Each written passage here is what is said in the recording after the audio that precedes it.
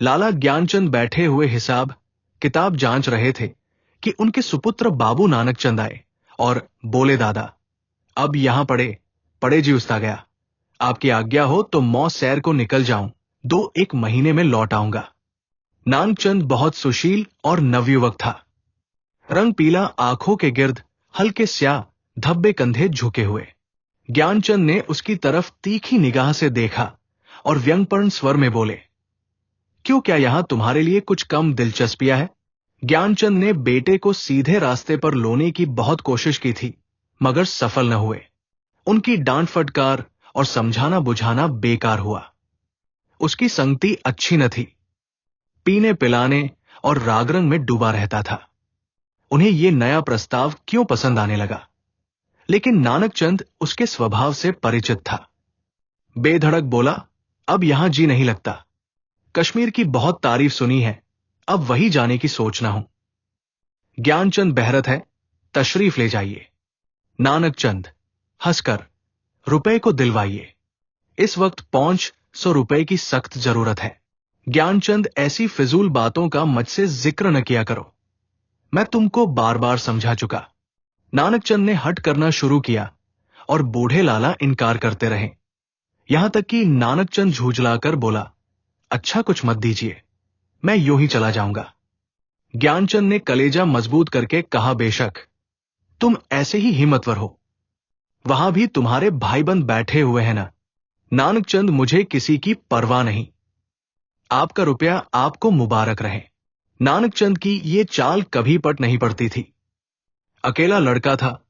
बूढ़े लाला साहब ढीले पड़ गए। रुपया दिया, खुशामद की और उसी दिन नानकचंद कश्मीर की सैर के लिए रवाना हुआ। मगर नानकचंद यहां से अकेला न चला। उसकी प्रेम की बातें आज सफल हो गई थी। पड़ोस में बाबू रामदास रहते थे। बेचारे सीधे सादे आदमी थे। सुबह दफ्तर जाते और शाम को आते, और इस बीच नानकचंद अपने कोठे पर बैठा हुआ उनकी बेवा लड़की से मोहब्बत के इशारे किया करता। यहां तक कि अभागी ललिता उसके जाल में आ फंसी। भाग जाने के मंसूबे हुए। आधी रात का वक्त था। ललिता एक साड़ी पहने अपनी चारपाई पर करवटें बदल रही थी। जेवरों को उतारकर उसने एक संदूकचे में रख दिया था। उसके दिल में इस वक्त तरह तरह के ख्याल दौड़ रहे थे और कलेजा जोर जोर से धड़क रहा था। मगर चाहे और कुछ न हो, नानकचंद की तरफ से उसे बेवफाई का जरा भी गुमान न था। जवानी की सबसे बड़ी नेमत मोहब्बत है, और इस नेमत को पाकर ललिता अपने को खुशनसीब समझ रही थी। रामदास बेसुध सो रहे थे कि इतने में कुंडी खटकी। ललिता चौंक कर उठ खड़ी हुई। उसने जेवरों का संदूकचा उठा लिया, एक बार इधर उधर हसरत भरी निगाहों से देखा और दबे पौव चौंक चौंक कर कदम उठाती दहलीज में आई और कुंडी खोल दी। नानकचंद ने उसे गले से लगा लिया। बग्घी तैयार थी। दोनों उस पर जा बैठे। सुबह को बाबू रामदास उठे। ललित न दिखाई दी। घबराए, सारा घर छान मारा, कुछ पता न चला। बाहर की कुंडी खुली देखी। बग्घी के निशान नजर आए। सर पीट कर बैठ गए, मगर अपने दिल का दर्द किससे कहते। हंसी और बदनामी का डर जबान पर मोहर हो गया। मशहूर किया कि वो अपने ननिहाल और गई, मगर लाला ज्ञानचंद सुनते ही भौंक गए कि कश्मीर की सैर के कुछ और ही माने थे। धीरे धीरे ये बात सारे मोहल्ले में फैल गई। यहां तक कि बाबू रामदास ने शर्म के मारे आत्महत्या कर ली। मोहब्बत की सरगर्मियां नतीजे की तरफ से बिल्कुल बेखबर होती है। नानकचंद जिस वक्त बग्घी में ललित के साथ बैठा तो उसे इसके सिवाय और कोई ख्याल नहीं था कि एक युवती मेरे बगल में बैठी है जिसके दिल का मैं मालिक हूं। उसी धुन में वो मस्त था। बदनामी का डर, कानून का खटका, जीविका के साधन, उन समस्याओं पर विचार करने की उसे उस वक्त फुर्सत न थी। हां, उसने कश्मीर का इरादा छोड़ दिया। कलकत्ते जा पहुंचा। किफायत शारी का सबक न पढ़ा था।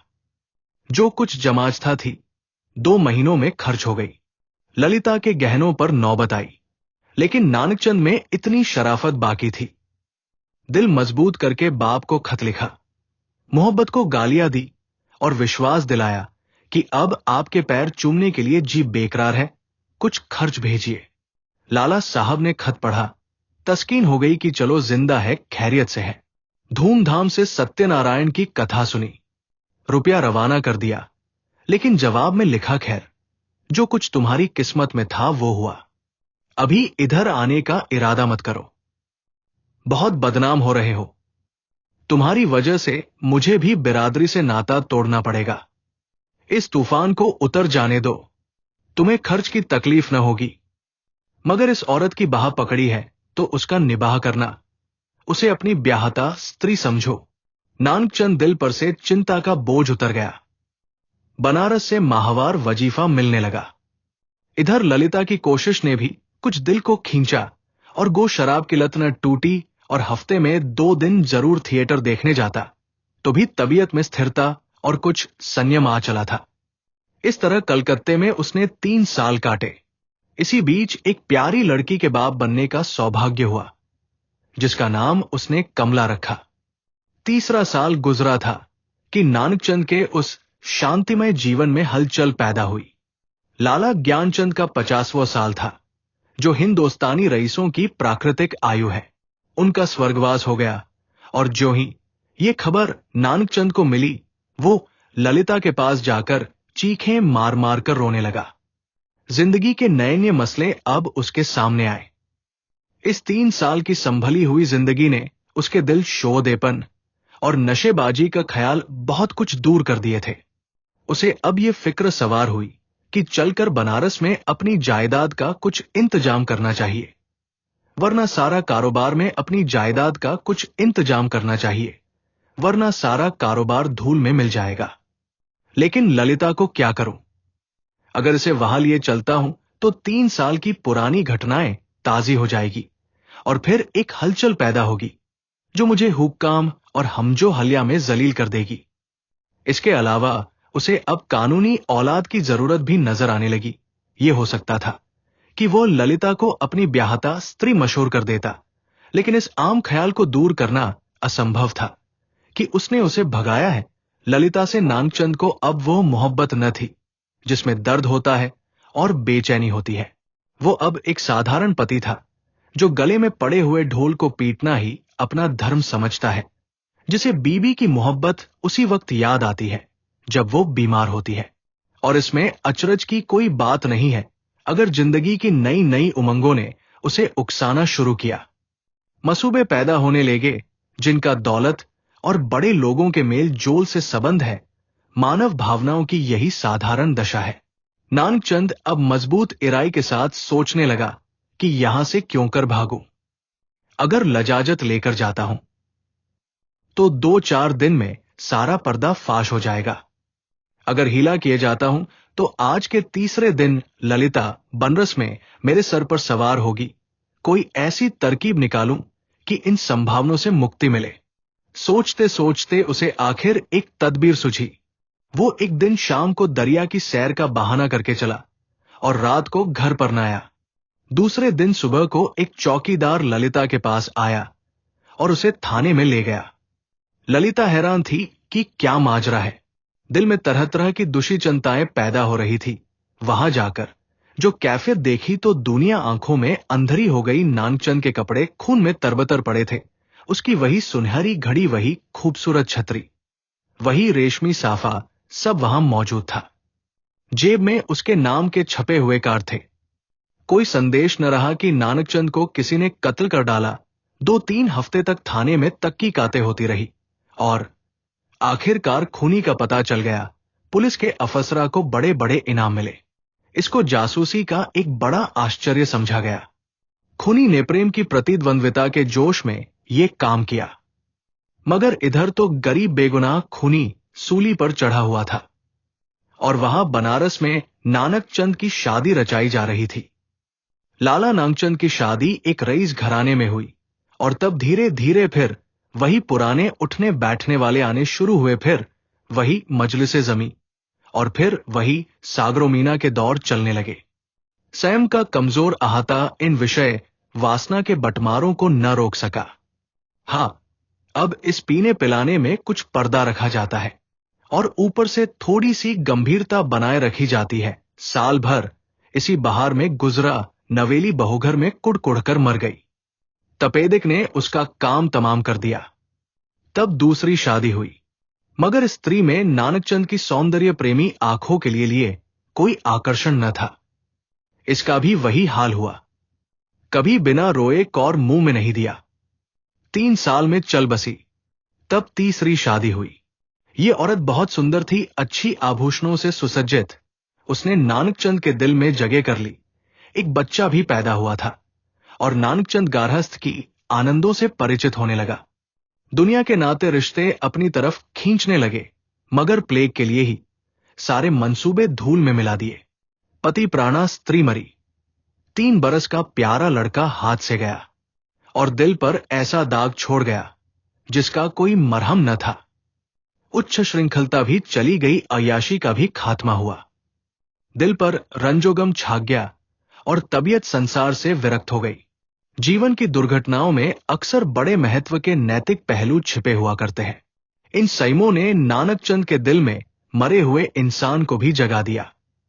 जब वो निराशा के यातनापूर्ण अकेलपन में पड़ा हुआ इन घटनाओं को याद करता तो उसका दिल रोने लगता और ऐसा मालूम होता कि ईश्वर ने मुझे मेरे पापों की सजा दी है। धीरे धीरे ये ख्याल उसके दिल में मजबूत हो गया। उफ, मैंने उस मासूम औरत पर कैसा जुल्म किया, कैसी बेरमी की। ये उसी का दंड है। ये सोचते सोचते ललिता की मायूस तस्वीर उसकी आंखों के सामने खड़ी हो जाती और प्यारी मुखड़े वाली कमला अपने मरे हुए सौतेल भाई के साथ उसकी तरफ प्यार से दौड़ती हुई दिखाई देती। इस लंबी अवधि में नानकचंद को ललिता की याद तो कई बार आई थी, मगर भोग विलास, पीने पिलाने की उन कैफियतों ने कभी उस ख्याल को जमने नहीं दिया। एक धुंधला सा सपना दिखाई दिया और बिखर गया। मालूम नहीं दोनों मर गई या जिंदा है। अफसोस, ऐसी बेकसी की हालत में छोड़कर मैंने उनकी सुध तक न ली। उस नेकनामी पर धिक्कार है जिसके लिए ऐसी निर्दयता की कीमत देनी पड़े। ये ख्याल उसके दिल पर इस बुरी तरह बैठा कि एक रोज वो कलकत्ता के लिए रवाना हो गया। सुबह का वक्त था। वो कलकत्ते पहुंचा और अपने उसी पुराने घर को चला। सारा शहर कुछ हो गया था। बहुत तलाश के बाद उसे अपना पुराना घर नजर आया। उसके दिल में जोर से धड़कन होने लगी और भावनाओं में हलचल पैदा हो गई। उसने एक पड़ोसी से पूछा, इस मकान में कौन रहता है? बूढ़ा बंगाली था। बोला, हम ये नहीं कह सकता कौन है कौन नहीं है। इतना बड़ा मुल्क में कौन किसको जानता है। हां, एक लड़की और उसका बूढ़ा मौ, 2 औरत रहता है। विधवा है, कपड़े की सिलाई करता है। जब से उसका आदमी मर गया तब से यही काम करके अपना पेट पालता है। इतने में दरवाजा खुला और एक 13-14 साल की सुंदर लड़की किताब लिए हुए बाहर निकली। नानकचंद पहचान गया कि ये कमला है। उसकी आंखों में आंसू उमड़ आए। बेअख्तियार जी चाहा कि उस लड़की को छाती से लगा ले। कुबेर की दौलत मिल गई। आवाज को संभाल कर बोला, बेटी जाकर अपनी अम्मों से कह दो कि बनारस से एक आदमी आया है। लड़की अंदर चली गई और थोड़ी देर में ललिता दरवाजे पर आई। उसके चेहरे पर घूंघट था और गोस सौंदर्य की ताजगी न थी, मगर आकर्षण अब भी था। नानकचंद ने उसे देखा और एक ठंडी सांस ली। पतिव्रत और धैर्य और निराशा की सजीव मूर्ति सामने खड़ी थी। उसने बहुत जोर लगाया, मगर जब्त न हो सका। बरबस रोने लगा। ललिता ने घूंघट की आव से उसे देखा और आश्चर्य के सागर में डूब गई। वह चित्र जो हृदयपट पर अंकित था और जो जीवन के अल्पकालिक आनंदों की याद दिलाता रहता था, जो सपनों में सामने आकर कभी खुशी के गीत सुनाता था और कभी रंज के तीर चुभाता था, इस वक्त सजीव सचल सामने खड़ा था। ललिता पर बेहोशी छा गई। कुछ वही हालत जो आदमी को सपने में होती है। वो व्यग्र होकर नानकचंद की तरफ बढ़ी और रोती हुई बोली, मुझे भी अपने साथ ले चलो। मुझे अकेले किस पर छोड़ दिया है। मुझसे अब यहां नहीं रहा जाता। ललिता को इस बात की जरा भी चेतना न थी कि वो उस व्यक्ति के सामने खड़ी है जो एक जमाना हुआ मर चुका, वरना शायद वो चीख कर भागती। उस पर एक सपने की सी हालत छाई हुई थी। मगर जब नानक चंद ने उसे सीने से लगाकर कहा, ललिता, अब तुमको अकेले न रहना पड़ेगा, तुम्हें इन आंखों की पुतली बनाकर रखूंगा। मैं इसीलिए तुम्हारे पास आया हूं। मैं अब तक नरक में था, अब तुम्हारे साथ स्वर्ग को सुख भोगूंगा। तो ललिता चौंकी और छिटक कर अलग हटती हुई बोलिंखों को तो यकीन आ गया, मगर दिल को नहीं आता। ईश्वर करे ये सपना न हो।